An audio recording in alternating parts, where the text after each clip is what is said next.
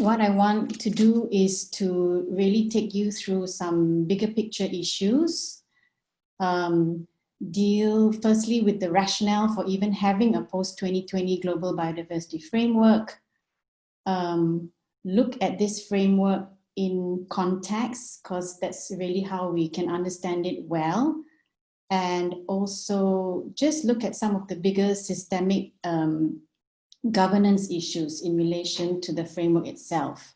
Right, so why are we here? Why are we even negotiating a post-2020 global biodiversity framework at this stage?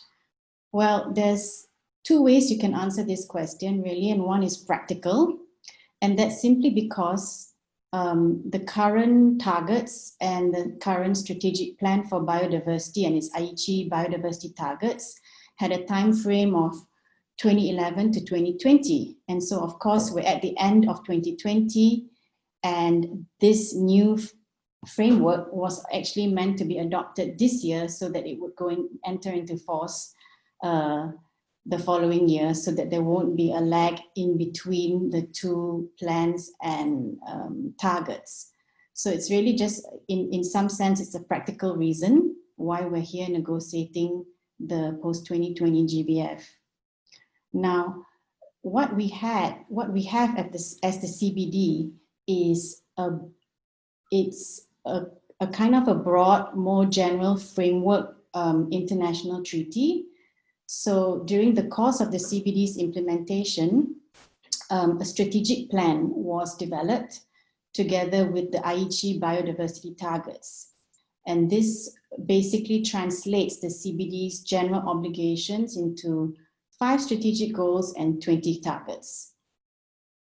Now, this was meant to be implemented through the parties' National Biodiversity Strategies and Action Plans. You may have heard of this acronym, NBSAPs. So the idea was that through these global Aichi biodiversity targets, there would be either national and or regional targets, and that countries that are parties to the CBD would then implement it through their national biodiversity strategies and action plans. And so that was how this implementation of the CBD has been taking place over the last 10 years. And much really can be said about that. But the latest UN Global Biodiversity Outlook Report, number 5, which came out just a week or two ago, has actually assessed the progress on the Aichi targets. And it's very clear, and the report is unequivocal, that none of the targets will have been achieved by the end of 2020. And I think that was already clear to us even before this Global Biodiversity Outlook report was released. That's just what it looks like. You'll be able to find this report online. It was launched by the CBD Secretariat, I believe it was last week or the week before. So there are some findings that the GBO5 has have shown. Well, actually, there is a lot being said in there, but of course, this is the official analysis, right, by the Secretariat itself. Basically, that the national targets that countries have developed are quite poorly aligned with the Aichi targets itself in terms of its scope and its level of ambition. There have obviously been gaps in the level of ambition and in the actions being taken to reach these commitments. What it interestingly shows is that when it comes to policies and actions to respond to biodiversity, to the crisis in biodiversity, there are some positive trends. But when you actually look at the drivers of biodiversity loss and the current state of biodiversity itself, the trend is overwhelmingly negative. It's worsening. So what this kind of seems to point to is that there's actually quite a lot of action that countries are taking, but this is not actually addressing the problem at all. So this is really probably a crux of the problem that we face in terms of having legal instruments, having national biodiversity action plans and strategies, countries doing a lot in terms of policies, laws, actions, but it's not actually addressing the biodiversity crisis, and the state of biodiversity is really worsening. So that's where we are with the current Aichi targets and the current strategic plan.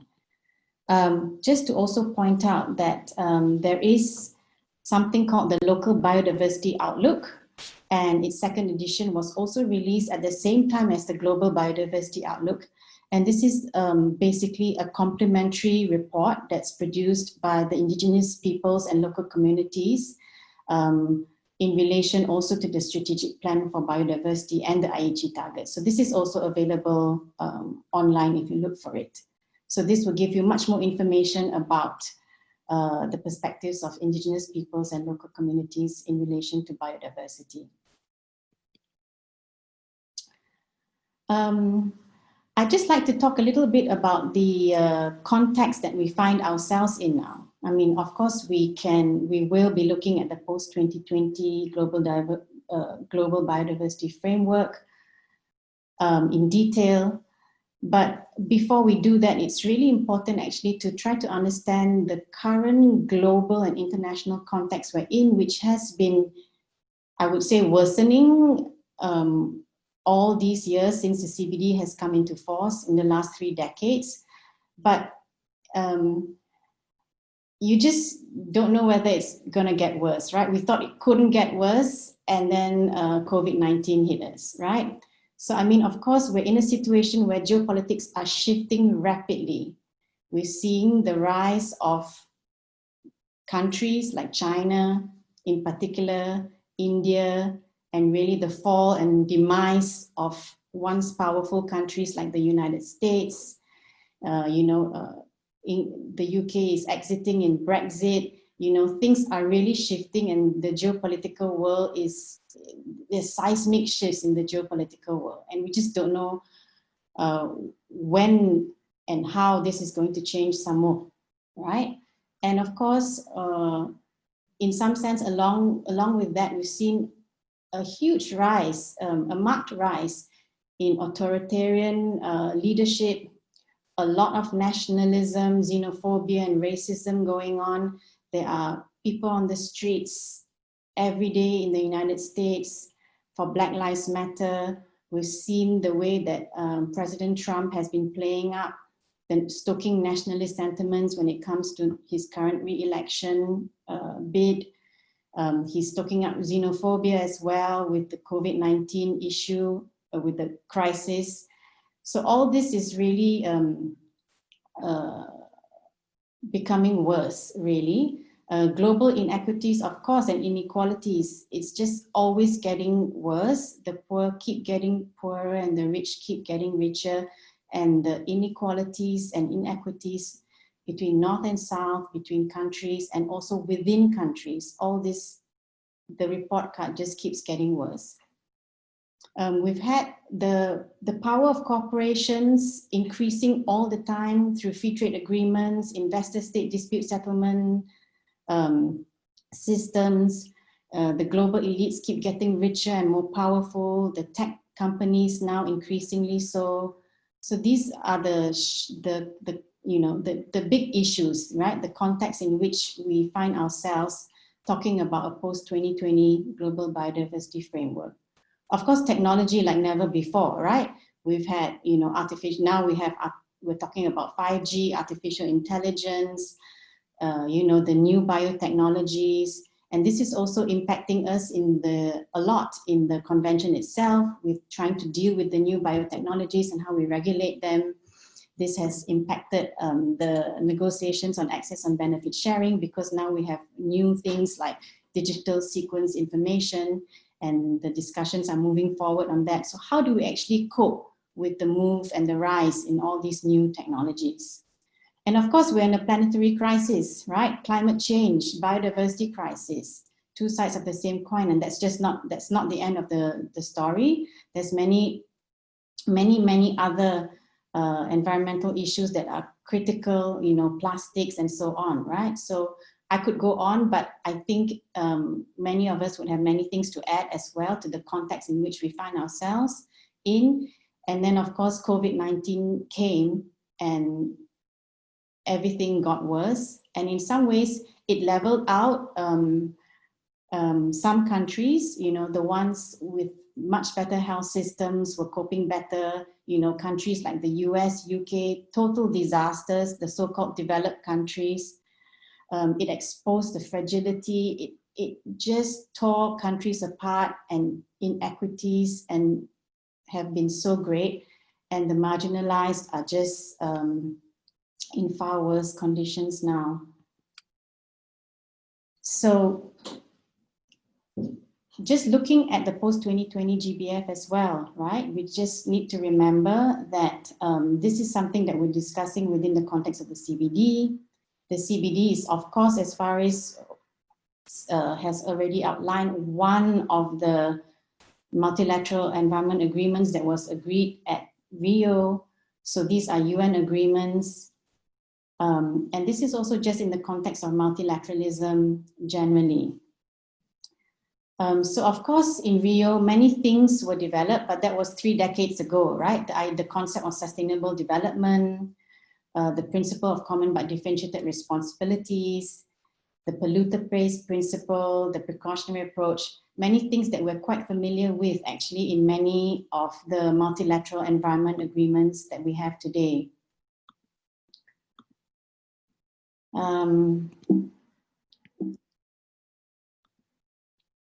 Okay, yeah.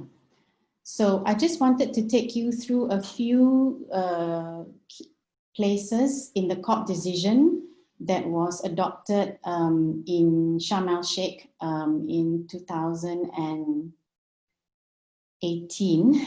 That was a lifetime ago, when the mandate for the negotiations of the post-2020 GBF was adopted. So I just wanted to point out that the post-2020 GBF is being negotiated in an open-ended working group. So this gives it much more political attention, and it's got a dedicated working group to it. In contrast, the Aichi biodiversity targets and the strategic plan were simply negotiated in the usual way during the COPs and subsidiary bodies. And so this has actually much more political attention, and it's got 2 dedicated co-chairs and a big focus on it, right? And just to point out a footnote in that decision, which says that the word framework is used so as to not prejudge a decision by the COP as to what form, and this means what legal form, the follow-up for the strategic plan for biodiversity will take. So in other words, the final legal form of the post-2020 global biodiversity framework hasn't actually been decided in that sense. The door is open. Of course, it is widely expected that it will be very much like the Aichi biodiversity targets, and it will be adopted in the COP decision. But I guess we'll see what really happens at the end of the adoption and so on. Maybe there is scope to take it further, and maybe that's really what some countries would like, but we don't know that, and it really is widely anticipated that it will be adopted as a COP decision. In that decision as well that adopted the mandate for the negotiations of the post-2020 GBF, there's some interesting paragraphs that relate to biodiversity commitments, but it encourages non-parties to make biodiversity commitments. So indigenous peoples, local communities, organizations, stakeholders, including the private sector. And then of course, it also invites parties and other governments. And by other governments, this refers to the United States, which is of course the only country that is not a party to the CBD, to actually take biodiversity commitments. But what does this mean? So what has actually happened is there has been a Sharm el-Sheikh to Kunming action agenda for nature and people. And there has been an engagement platform. It's really a a website where they are showcasing so-called commitments of non-state actors to safeguard and reverse biodiversity loss, right? So the idea is to provide momentum, contribute towards the post-2020 GBF implementation, raise awareness and reinforce existing commitments and platforms, and inspire further commitments from all sectors and stakeholders. But it's a weird thing, because what is a voluntary commitment, right? There's no such thing as a voluntary commitment. A commitment is binding, and if it's a voluntary commitment, it's really what we would normally call a pledge or a contribution, right? So of course, contributions from all sectors of society are in principle welcome, and they are voluntary, because as a treaty, only state parties have obligations under the CBD, right? But what this does really, too much fanfare and celebration, is that it starts to detract from the legally binding obligations of state parties, right? The obligations to conserve and sustainably use biodiversity and to share the benefits equitably. And so, of course, mixing up the two kind of blurs the line between what are obligations by parties and what are voluntary contributions by non-parties and other actors. So this is where you see movement that somewhat is reminiscent of what happened in the Paris Agreement on climate change, whereby you had obligations by developed countries downgraded and obligations placed on developing countries, and these were upgraded. So you have this kind of blurring between legally binding obligations. And of course, when it comes to private sector so-called commitments, this is very problematic, right? Because I think most of us would like to see the private sector strictly regulated when it comes to biodiversity losses. And yet they are here being encouraged and celebrated as they make commitments to contributing towards biodiversity, right? So this is very problematic, because, and we will hear much more about this tomorrow when we talk about nature-based solutions, because it gives the companies a license to basically greenwash their polluting activities, right? With tokenisms, never really addressing any systemic flaws, right? It opens the door to conflicts of interest. It always allows for the introduction of false solutions by the companies themselves, and these false solutions are often benefit the companies as well. It turns a blind eye to the fact that the corporate lobby is the one in the corridors, in the halls of power, that are actually preventing biodiversity action, real action on the ground. And of course, there's very clear evidence that some corporations are actually destroying biodiversity and violating human rights. So why are they being encouraged to do commitments when they really need to be strictly regulated? So the other issue that I would like to highlight is the whole discussion on financial resources. The thing with the CBD is that when it was negotiated, it was very clearly established that state parties have sovereign rights over their own biological resources, right? That's established in the CBD. And of course, most of the world's biodiversity, most of the world's mega biodiverse countries are developing countries. So most of the world's biodiversity is in developing countries, and these countries have sovereign rights over their own biological resources. But when it comes to the issue of financial resources, the CBD recognizes the principle of common but differentiated responsibilities. So you see language in Article 20, which is on financial resources, that deals with the fact that the extent to which developing country parties will implement the commitments will depend on the extent to which basically that the developed country parties fulfill their financial obligations, right? And transfer of technology to developing countries. So that is very much the common but differentiated responsibilities principle that is in the CBD provision on financial resources. However, more recent COP decisions have really moved away from this already. Developed country parties have moved away from the international commitments, and there really is a huge biodiversity financing gap. So of course, then the discussion moves now more towards resource mobilization. And in this process, an expert panel was set up to explore options for mobilizing resources from all sources, financial and private institutions. And this basically includes South-South cooperation, private sector, foundations, NGOs, and so on, as well as from domestic resource mobilization from developing countries as well. So of course, all money, all contributions in principle are welcome, but really what is, we have to ensure that this cannot be an opportunity for developed country parties to avoid their legal obligations, because they have legal obligations under the CBD, right? And any private sector contributions or innovative financial mechanisms can only be supplemental. And of course, the whole discussion of safeguards, and there have to be rigorous safeguards in place when there's financing coming from the private sector or innovative financial mechanisms. Now, the issue of the post-2020 Global Biodiversity Framework, as most of you may know, it's currently been reduced basically to 4 goals and 20 targets, right? So that's really a very minimal, slimmed down focus.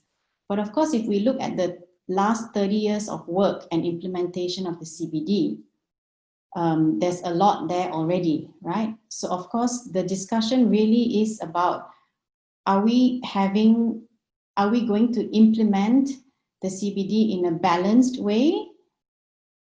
As Faris talked about, the 3 objectives: the conservation, the sustainable use, and the fair and equitable sharing of benefits arising out of the utilization of genetic resources. Now, the first objective of the CBD, the conservation, very much a focus of the developed countries. And of course, the issue of equitable sharing of benefits was something very much close to the hearts of developing countries. So you have a difference in the emphasis by different countries, and you see this playing out in the negotiations, right? So the fight has been very much about having a balanced post-2020 GBF that takes care of all the 3 objectives in a balanced way, right? Then, of course, the CBD itself is not the end of the story. There's actually 3 protocols already: the Nagoya Protocol on Access and Benefit Sharing, the Cartagena Protocol on Biosafety, dealing with living modified organisms, and there's actually a supplementary protocol to the Cartagena Protocol itself, which is on liability and redress when there is damage from living modified organisms or genetically modified organisms as we commonly know them. Right? And the CBD work is also extensive. There's thematic programs of work on critical ecosystems, there's work on cross-cutting issues, and there's also a standing working group on Article 8J on the knowledge, innovations, and practices of indigenous peoples and local communities. So in a way, we're all watching and waiting and, obviously looking to ensure that all these, 3 decades of work are comprehensively implemented when it comes to the new post-2020 GBF. But whether or not this is the case, I'm sure Georgina will take us through this. And the focus is very much on the 4 goals and the 20 targets that are currently there in the updated Zero draft, right? But there's also separate sections on the implementation support mechanisms, what we would commonly know as means of implementation: finance, technology transfer, capacity building. So there's some mention, there are some mention of it in the goals and targets, but not adequate. And in fact, this was fought hard at the last meeting to actually have it mentioned in there, because otherwise these were actually dealt with not in the goals and targets, but separately. But now there is a goal and targets on some of these implementation support mechanisms. The enabling conditions as well, so important, but these are not really well integrated at all in the goals and targets and remain in a separate section. And there's also a section on responsibility and transparency, where the issue of planning and reporting and review is dealt with in a separate section. And these have to do with national planning, national and global reporting, global assessment processes, and a review process for analysis and peer review and so on. So there's actually quite a lot of focus on that. So there's that has been the subject of a lot of discussion, because the issues that are important for the developing countries, which deal with the implementation, support, and the enabling conditions, haven't really been addressed that well. And there's a big focus on responsibility and transparency at the same time, which is also important, but really you need the whole balance of support to countries so that they can actually fulfill their obligations and then be responsibly reported and reviewed in a transparent manner. And just to also point out that there are separate documents on the monitoring framework and on indicators. So of course, this is hugely important, and while the focus has been a lot on the goals and the targets, the monitoring framework, what you monitor, what elements you monitor, that's really, really important. And actually how you measure progress through the indicators is also critical. So a lot of attention needs to be focused on this as well, and not just on the goals and targets. And finally, just to end, to pass off to Georgina, who's going to take us through the zero draft, is that we really need to ask, many critical questions about the root causes of the biodiversity crisis. We need to correctly identify this and the solutions. We need to correctly analyze the failure of implementation of the CBD to date and the Aichi targets. We need to really be sure that the goals and targets are ambitious, and we really need to ensure that it's also fair and equitable at the same time. The post-2020 process, of course, has been very much stymied by COVID-19. We've had 2 meetings of the open-ended working group. The last was in Rome in February. Right now, the UN Biodiversity Summit will take place in the next 2 days at the margins of the General Assembly, and that will be virtual for the first time. The dates for SABSTA and SBI and the next open-ended working group and the final COP15 are anticipated to be sometime in 2021. Some tentative dates has been given, but it's really not clear whether this can actually happen or not. And of course, there's been numerous consultations, workshops, and webinars, and these continue to are still continuing and are happening a lot online now. So there's actually quite a big process happening that is now starting to happen virtually. Okay, thank you very much.